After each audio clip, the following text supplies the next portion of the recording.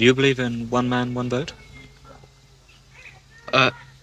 Yes, if the people are educated at the same level. At the moment, I don't, because you find that as far as education is concerned, the whites are in the majority, and one can't give the vote to uneducated people that they can't use their judgment, they can't assess the situation correctly. But how can you say that when you also believe in equal rights? I do believe in equal rights, but do you think rights are equal if you've spent 12 years at school being taught cultural things, science, the arts, and someone comes straight out of a hut in the bush? Do you think he deserves the same rights as you? If he had been educated on the same standard, fair enough. But then he should have equal educational rights as well, shouldn't he? To enable him to come out of that hut in the bush with a parallel education to yours. Let me say it, the Europeans have brought this country to what stage it is at the moment. So surely the Europeans should be educated, since they are the ones that have come and brought the education, since it's their educational system.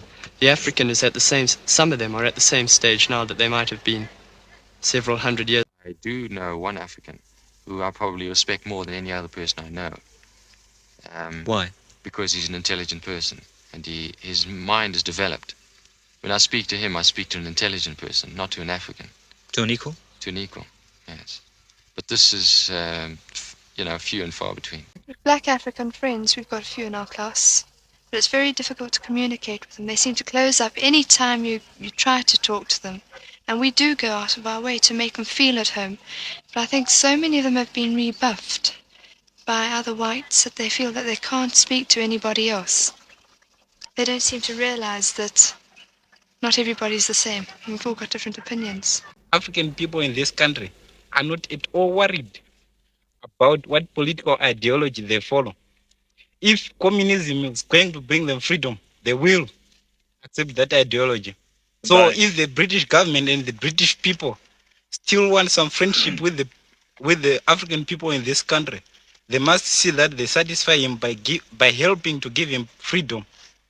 Hi guys, welcome back to our channel. In case you're new here, my name is Maren and I'm Maureen. Yeah. Through these old videos is I think it's very informative into the behavioral structure of white people right now, not only in Africa but also in America, in Europe, and anywhere else that white settlers and black settlers exist together. And mind you, this is an interview from 1971. So much for someone who is saying they're championing for equal rights. When the first boy was asked about if he thinks black people, black Africans should be given the opportunity to vote, what was his answer?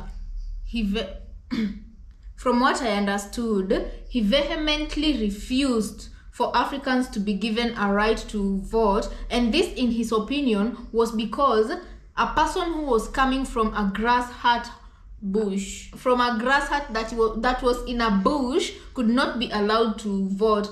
And more so, he considers them not equals because they were not educated. Before we go on with our analysis, guys, I want to pose a question to you. In today's world, if you meet another fellow person who is not as equally educated as you, would you view them as equal?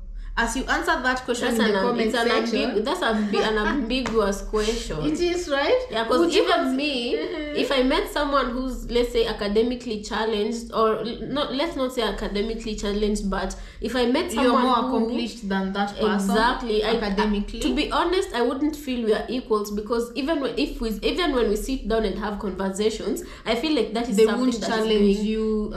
Exactly, and that is something that is always going to show itself. Okay, Maren has given you her views, so please, you guys, leave us your views on the comment section. Would you see a person who is not academically accomplished than you, would you see them as an equal, or would you also look at them with a bit of bias? That aside, this kid, after saying what he said, the journalist asked him, what if you gave a black person equal rights like you by allowing them, that's the word he used, by allowing them to go to school and be taught like the way you have been taught?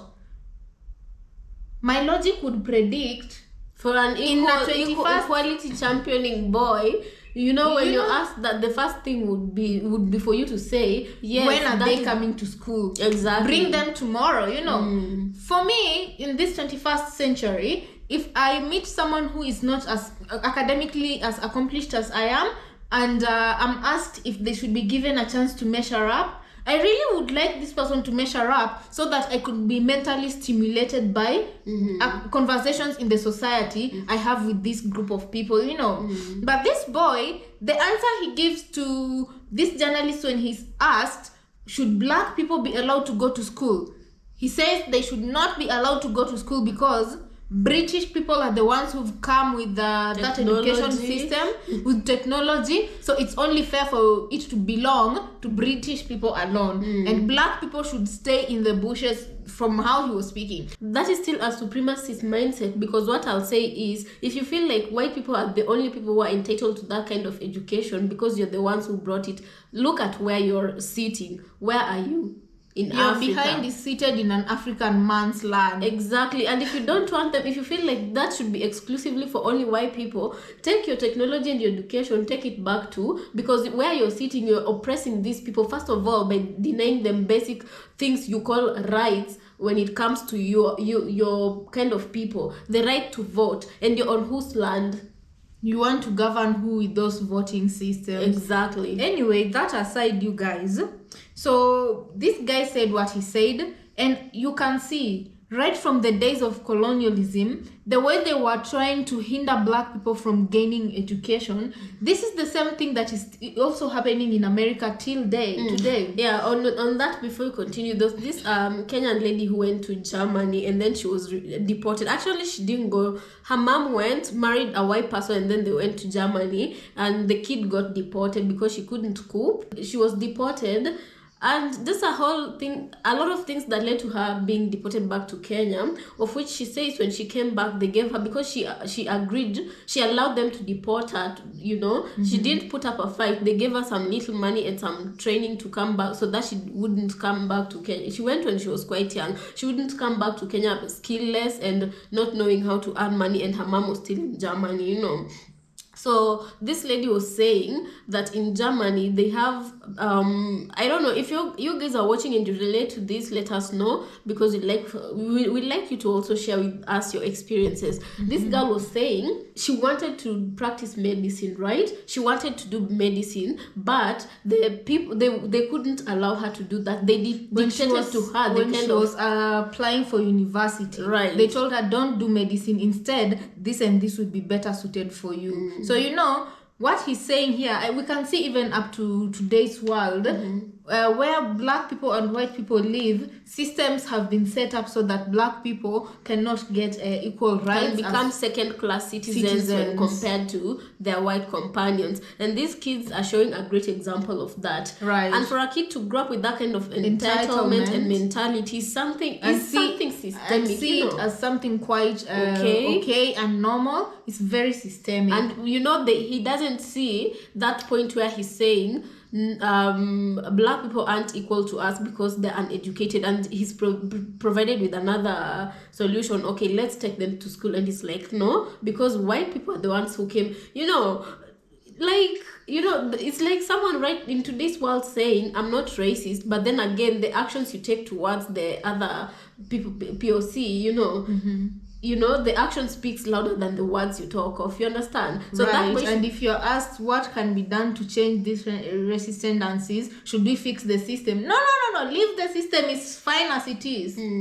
So this is how the upbringing and training it that these kids have gotten. And then there's another kid that says, a female kid, she says that in her classroom she tries to talk to people of color. She tries to integrate with people of color, but nobody will talk to her. And mind you guys, this is 1971, where apartheid and colonialism is still taking place, So I think I do understand the black kids. How can they talk and integrate with you when after school they're going back to their parents' house, oppressed lives? They're going back to work. Their parents and them they're going back to your farm to work, to pick cotton, and you people are mistreating them, all sorts of, you guys, what was happening in the colonial era. Yeah, the army and the policemen that look like you will stop them on the road, ask them to remove an embarrassing ID, because you guys during the colonial era, they used to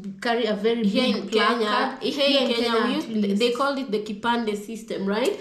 Where you used to wear it on the neck. Like a dog collar. But a dog collar is even better, more beautiful. That was like a big, like a book. Like when you wear like this. Yes, and it's big like that. Anyway, so you guys, let us know what you think about this conversation of these young people. And do you think much has changed since independence, or do you think much has changed since abolition of slavery? No, but one thing I have to say is that the kid in the blue shirt, I feel like that one was genuine because he gave his own point of view, and he said he's met an African who has brains, whom when they sat down to talk, he didn't see an African, he saw an equal intellectual person. He was conversating with an equal intellectual person, and he saw that person as equal because that person was measuring up. That one was honest. And this just goes to show right now, the black population is really surviving with the little they have been given or they have been allowed to have by the supremacists.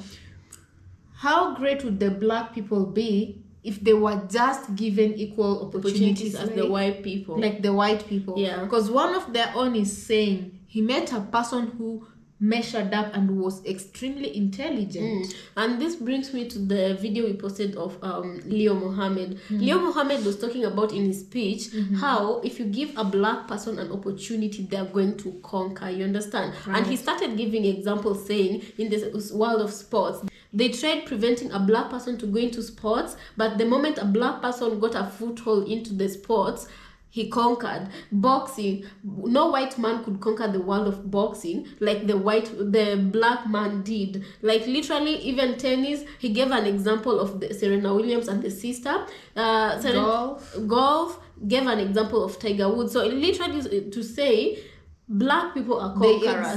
They excel in whatever they touch. Yeah, so when the white population sees this, they see this as competition that they'd rather not have. You understand? Because it really hurts their ego and their narrative of them being the superior race. So I don't know, you guys, let us know what you think about this episode, because this was an interview back in 1971 from Zimbabweans, and I'm surprised they were called white Zimbabweans. Yeah, by the way, do you guys know right now Zimbabweans, white Zimbabweans are not allowed to have land in Zimbabwe.